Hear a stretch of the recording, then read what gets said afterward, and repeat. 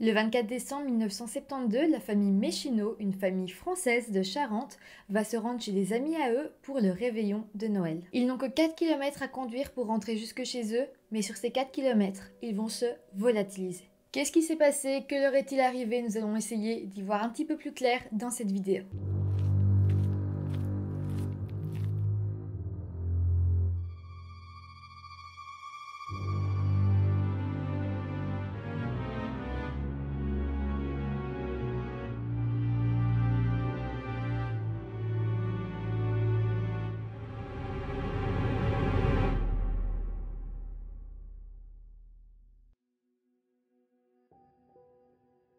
Hello tout le monde, j'espère que vous allez bien. Alors avant de commencer cette vidéo, je vous propose de vous abonner à ma chaîne si ce n'est pas encore fait. Ça me fait vraiment plaisir et puis ça aide la chaîne à évoluer. Aussi n'oubliez pas, quand on arrivera à 1000 abonnés, je ferai une vidéo par jour pendant une semaine, donc abonnez-vous. Sinon, lançons-nous directement dans la vidéo. Alors je vais vous parler de la famille Méchineau. Je vais vous présenter la famille, on va commencer par le père. Le père s'appelle Jacques Méchineau. Il est assez jeune parce qu'il a 31 ans seulement au moment des faits, donc en 1972. Jacques est ouvrier dans une usine qui se situe à Saint-Gobain.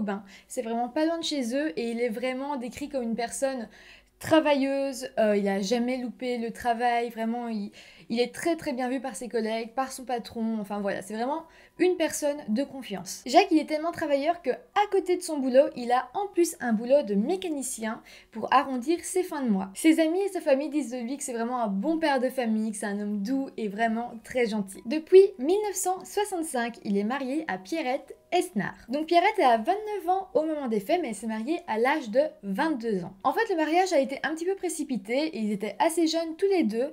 En fait, Pierrette était tombée enceinte de Jacques et Jacques avait quand même assez mal pris cette annonce. Il voulait pas d'enfant, c'était pas vraiment prévu dans ses plans, il avait réagi un peu violemment à tout ça. Et puis finalement, ils ont décidé de se marier pour pas avoir un enfant hors mariage. Et après, ça s'est vraiment super bien passé. Ils ont été très très heureux d'avoir un petit garçon. Ce petit garçon, ils ont décidé d'appeler Eric. Il a 7 ans au moment des faits. Et puis 3 ans plus tard, ils avaient eu un autre petit garçon qu'ils ont appelé Bruno, qui lui a 4 ans au moment des faits. Donc après leur mariage, la petite famille a décidé de s'installer à Boutier-Saint-Trojan. Donc c'est une petite ville dans le sud-ouest de la France. Et c'est assez chouette pour Jacques parce que la maison où ils habitent se situe vraiment pas loin de son travail. Donc voilà, en gros dans cette famille, on a Jacques, le gros travailleur. On a Pierrette qui est femme au foyer. Ils sont tous les deux assez bien dans leur vie, bien que Pierrette, eh bien, certains voisins ont dit d'elle qu'elle s'ennuyait un peu dans son travail de mère au foyer, mais bon, elle le faisait extrêmement bien, elle semblait quand même pas trop mal le vivre. Voilà, donc maintenant qu'on connaît un petit peu mieux la famille, nous allons passer à la journée fatidique du 24 décembre 1972. Ce soir-là, la famille comptait fêter chez des amis à eux, qui s'appelle la famille Fontanillas. Ce sont des amis qui habitent à Cognac, donc Cognac c'est vraiment une ville à 4 km de chez eux, c'est tout près, et donc voilà, ils s'entendent vraiment bien, ils vont souvent l'un chez l'autre. Donc voilà, pour ce réveillon de Noël, ils s'étaient dit, tiens, on va le fêter tous ensemble et ça va être vraiment chouette. Et effectivement, ça a été vraiment chouette, les deux familles se sont vraiment bien amusées, il y avait une bonne ambiance. Quand on a demandé aux amis du couple comment s'était passé la soirée, ils ont dit que ça avait été super bien, qu'il n'y avait pas eu de dispute ou autre chose entre le couple des Méchineaux. Donc vraiment, ça avait été une très très bonne soirée. On les a trouvés comme d'habitude, ils s'amusaient ensemble, enfin... Ils vous ont quitté Oh, il était 1h du matin. et en partant, ils se dirigeaient donc normalement chez eux. Enfin, c'est ce qui C'était ce qui vous a semblé. oui. Oui, enfin, on a pensé qu'ils devaient partir chez eux, évidemment. Ils étaient rentrés entre 1h et 2h30 du matin. En fait, j'ai pas vraiment l'heure exacte parce que dans mes sources, ça varie. Donc voilà, on sait que c'est entre 1h et 2h30 du matin. Les enfants étaient surexcités à l'idée de repartir. Pourquoi? Parce que en rentrant chez eux, c'était un petit peu la tradition, les enfants allaient pouvoir ouvrir leurs cadeaux. Donc voilà, même si c'était quand même assez tard, les enfants étaient bien réveillés et assez excités. Parce que voilà, l'idée d'ouvrir leurs cadeaux les maintenait éveillés. Le problème, c'est que la famille ne rentrera jamais et les enfants n'ouvriront jamais leurs cadeaux. Depuis le réveillon de Noël, une famille, les parents et 2 enfants, a disparu près de Cognac. Les policiers n'ont toujours trouvé aucune piste. Quand on regarde les conditions météorologiques de ce soir-là, on se rend compte qu'il y avait quand même énormément de brouillard, il faisait très mauvais. En même temps, c'est normal, on était en plein hiver. Mais voilà, le père de famille, donc Jacques, avait quand même décidé de prendre la voiture. Il s'était dit, c'est que 4 km, il peut rien arriver sur 4 km. C'est vraiment fou parce qu'aujourd'hui, on peut se rendre compte qu'ils ont disparu sur une fourchette de 8 minutes. Parce que 4 km, on peut le parcourir en 8 minutes en voiture. Et donc ça voudrait dire que, voilà, sur ces 8 minutes d'intervalle entre la maison de leurs amis et leur maison à eux, ben voilà, ils ont disparu, on ne sait pas du tout ce qui s'est passé. Malheureusement, la disparition des Mechino va prendre du temps à être remarquée. D'ailleurs, ce qui est vraiment bizarre, c'est que le 25 décembre, donc le lendemain, le frère de Jacques devait venir manger chez eux, et donc il s'est pointé, il a toqué, il n'y avait personne, il est reparti, il s'est pas vraiment posé de questions. C'est quand même super bizarre, genre, t'es invité pour Noël chez ta famille, chez ton frère, il ne répond pas, tu l'appelles, il répond pas, et rien, tu repars et tu te poses pas de questions. Enfin, moi, j'ai trouvé ça vraiment super bizarre. Après, je ne sais pas comment ça fonctionnait dans cette famille, mais voilà. C'est seulement une semaine plus tard que les parents de Jacques vont commencer à s'inquiéter parce qu'ils n'ont pas de nouvelles de leur fils, et donc ils vont décider d'appeler la police. La police va donc se rendre à la maison des Mechino, ils vont toquer, personne ne va répondre, et donc là, ils vont prendre la décision de quand même rentrer chez les Mechino. Là, c'est complètement fou parce que la police va rentrer dans une maison qui semble avoir été figée dans le temps. En fait, on a vraiment l'impression qu'on est encore le 24 décembre, les cadeaux de Noël n'ont pas été déballés, dans le frigo il y a une dinde qui a périmé, des huîtres aussi qui sont périmées. Aussi sur la table de la cuisine on va trouver le carnet de chèques et les cartes d'identité de la famille, beaucoup d'objets personnels. C'est assez important à relever parce que le fait qu'on retrouve tout ça, ça prouve que la famille n'avait pas disparu volontairement. Ils comptaient sans doute revenir vu que tout était encore chez eux. D'ailleurs, quand on regarde leur garde-robe, on se rend compte qu'aucun vêtement ne manque, rien ne manque, ils n'ont pas fait de valise, enfin voilà, ils s'étaient juste préparés comme une famille qui va passer le réveillon de Noël chez des amis. C'est tout. Bon, alors là, une enquête va être ouverte. Dans un premier temps, la police va essayer de se dire, ok, quelle est la théorie la plus probable? La théorie la plus probable, c'est que voilà, ils aient fait un accident. C'est vrai que les conditions météorologiques étaient très mauvaises. Sans doute que Jacques avait bu un petit peu d'alcool.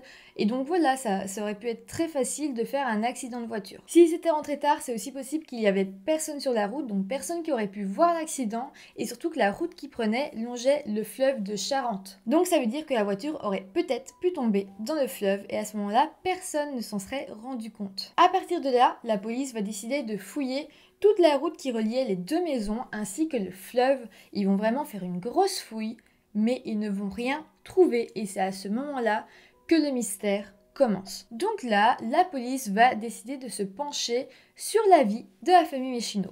Ils vont commencer à regarder si, voilà, ils n'avaient pas peut-être quelqu'un qui leur en voulait, ou voilà, une vie un peu secrète, au-delà des apparences, qui aurait pu nous mener à quelque chose, à un meurtre ou quoi que ce soit. Et là, la police va faire une très grosse découverte. En fait, ils vont se rendre compte que Pierrette, la mère de famille, qui était mère au foyer et qui restait chez elle toute la journée, avait en fait une double vie, elle avait un amant. Son amant était en fait dans le voisinage et il s'appelait Maurice Blanchon. Pierrette en a même parlé à sa sœur, elle lui a expliqué qu'elle était vraiment amoureuse de Maurice et qu'elle comptait même divorcer de Jacques après les fêtes de fin d'année. Ça, normalement, Jacques n'en était absolument pas au courant. Mais selon le frère de Jacques et selon un de ses collègues au boulot, en fait, Jacques l'avait déjà appris. Le frère de Jacques et son collègue ont même expliqué qu'au moment où Jacques l'avait appris, une énorme dispute avait éclaté dans le couple. Et c'est là que la police va découvrir une toute autre facette de Jacques. On va se rendre compte que Jacques, quand il s'agit de mensonges, est une personne extrêmement violente. Pas spécialement physiquement, mais dans ses mots, il est très violent et voilà, c'est plus du tout l'homme doux qu'on connaît. Quand on parle de mensonges, de tromperie, Jacques se met dans des états pas possibles. Un collègue à lui va même venir se confier à la police et va expliquer que dans le passé, Jacques lui avait dit que si un jour il découvrait que sa femme le trompait, tout le monde allait y passer. C'est pas très rassurant. Il paraît même qu'une fois, Jacques et Pierrette regardaient la télé ensemble et en fait, il y avait un reportage qui passait sur un homme qui avait tué sa femme après qu'elle l'ait trompé. Et Jacques, à ce moment-là, a dit à Pierrette « Moi aussi, je ferais la même chose si jamais tu me trompais. » Voilà, c'est pas du tout rassurant, mais après, avec ces informations, la police ne peut pas faire grand-chose. Oui, on a ces informations, mais ça ne nous dit pas qu'est-ce qui est arrivé aux Mechino, parce qu'on n'a pas de preuves, on n'a rien qui nous prouve que tout ça est vrai, parce que c'est vraiment beaucoup de on-dit. Et voilà, donc On ne sait pas. Mais voilà, la police va quand même continuer les recherches, ils vont garder cette information dans leur tête, mais ils vont pas fermer la porte à d'autres théories. Au fil des années, beaucoup d'ossements ont été découverts en France et dans la région de Charente, mais à chaque fois, ils ont fait des tests ADN et ce n'était jamais les restes de la famille Méchineau. Encore maintenant, on continue de prendre l'ADN des ossements qu'on retrouve au cas où ce seraient des os ou des restes des enfants Méchineau, de la femme, du mari, mais jamais on est tombé sur un indice. Aujourd'hui, on n'a vraiment pas plus de pistes, ils se sont comme vraiment volatilisés, on ne sait pas du tout ce qui a pu se passer. Bien sûr, il y a quelques théories, je peux vous en citer quelques-unes. Par exemple, il y a une théorie qui a été beaucoup médiatisée et c'est normal quand on sait tout ce qui s'est passé dans le couple avant, c'est la théorie comme quoi Jacques aurait en fait tué toute sa famille puis se serait suicidé par la suite. Mais dans ce cas-là, ça reste quand même bizarre qu'on n'ait pas retrouvé de corps. 4 corps quand même, ça prend de la place, ça se voit, et voilà. Mais bon, ça reste une possibilité. Il y a une autre théorie qui semble un peu plus farfelue, mais moi je peux y croire, je pense. C'est la théorie comme quoi Jacques aurait enlevé toute sa famille pour l'emmener dans un autre pays. Cette théorie est plausible pour plusieurs raisons. Déjà, Jacques disait beaucoup aimer l'Australie. Il disait qu'il rêvait d'un jour y partir habiter avec toute sa famille. Donc voilà, c'est possible qu'il ait juste déménagé en Australie. C'est aussi possible qu'ils aient voulu changer d'identité, ce qui expliquerait que voilà, il n'ait pas du tout pris toutes ses affaires personnelles, carte d'identité de la famille qui étaient dans leur maison. Et de plus, rappelez-vous, je vous avais dit tout à l'heure que Jacques travaillait en plus de son boulot à l'usine comme mécanicien et souvent voilà, c'était des boulots en noir. Et donc on ne sait pas exactement combien d'argent il a gagné, mais sans doute pas mal. Et donc il aurait pu garder cet argent en liquide et s'en servir pour partir jusqu'en Australie avec sa famille. Pour le commandant Lacan de la compagnie de gendarmerie de Cognac, qui est chargé de l'enquête, il existe toujours une deuxième hypothèse. Il se pourrait très bien que ce monsieur ait organisé une fuite provisoire pour se mettre à l'écart de son village, des relations qu'il avait jusqu'à présent, et pour organiser en quelque sorte une nouvelle vie. Cette hypothèse n'est pas à exclure a priori. Si vous vous demandez si Maurice Blanchon, donc l'amant de Suzanne, a été considéré comme coupable, ça a été le cas, mais il a été innocenté. Il a été interrogé plusieurs fois et puis la police, en lui parlant, ont directement compris qu'il n'avait rien à voir là-dedans et donc l'ont rayé de la liste des suspects. D'ailleurs, maintenant, quand on demande à Maurice qu'est-ce qui a bien pu se passer, il pense que la thèse comme quoi Jacques aurait emmené toute sa famille en Australie est la plus probable. Chez mes parents et chez eux, c'était juste un grillage entre les deux. La voiture, on la voyait très bien quand il a rentré à côté avec rien qu'un grillage. Et moi, j'ai fait réveillon chez mes parents. J'étais me coucher, quoi. Et le lendemain matin, j'ai vu qu'ils étaient plus là, quoi. Toujours pas là. Alors je me suis inquiété. Le chauffage s'était arrêté. C'était un poêle à fioul. Alors on le voyait bien de l'extérieur. Et le poêle s'était arrêté. Il n'y a plus de fioul, quoi. 2 jours après, quoi. Et je connaissais son beau-frère. Alors j'ai été le voir, j'ai dit voilà, il se passe quelque chose. Après, tu ailles voir les gendarmes, leur dire qu'il y a quelque chose qui se passe, quoi. Et puis, il a été voir les gendarmes, bon, ils ont dit, ils n'ont rien fait, ni rien, ils sont peut-être partis en vacances, on verra dans 8 jours. Le dossier a continué de faire son petit bout de chemin et en 2011, 2012 et 2013, le fleuve de Charente a de nouveau été fouillé avec des appareils beaucoup plus modernes, des appareils qu'on n'avait pas avant. Et rien n'a été trouvé jusqu'en 2013. En 2013, dans le fleuve de Charente, on a trouvé une Simca 1100 de la même couleur que celle de la famille Méchineau. Donc c'est vraiment fou, c'est exactement la même voiture. Ils ont alors comparé la plaque d'immatriculation et le numéro d'identification et malheureusement ça ne matchait pas et donc ce n'était pas la voiture des Méchineau. Mais c'est quand même super fou, moi je trouve que la coïncidence est dingue et ça vient rajouter encore plus de mystère dans cette histoire. Après ça, la police ne savait plus vraiment quoi faire avec ce dossier et ils ont décidé de légaliser le statut de la famille Méchineau comme étant absent. Donc pas mort, pas vivant, juste absent. Imaginez-vous, c'était il y a 49 ans et l'histoire de la famille Méchineau est la seule affaire française où après autant de temps, après la disparition d'une famille entière, il n'y a toujours pas d'ossements qui ont été retrouvés. Alors oui, il n'y a pas d'ossements, mais il n'y a pas non plus de voiture, il n'y a pas non plus de témoignages, il n'y a pas d'indices, il n'y a juste rien du tout. Mais cette histoire est vraiment pas du tout oubliée en France, ça reste un grand mystère et tout le monde veut savoir ce qui s'est passé. Il y a beaucoup d'émissions, des livres qui sont sortis, il y a vraiment plein de contenu sur cette affaire et voilà, le peuple français espère de tout cœur un jour pouvoir résoudre ce mystère. Alors je dis le peuple français, mais il y a aussi bien sûr la famille qui se bat toujours pour retrouver leurs proches. D'ailleurs le frère de Jacques est vraiment très actif et fait tout pour avoir des indices, pour que l'enquête ne stagne pas, mais voilà, pour le moment c'est un petit peu compliqué pour lui parce que c'est vrai, il n'y a rien en fait, il n'y a rien qui avance et je vois pas comment lui tout seul peut trouver d'autres preuves.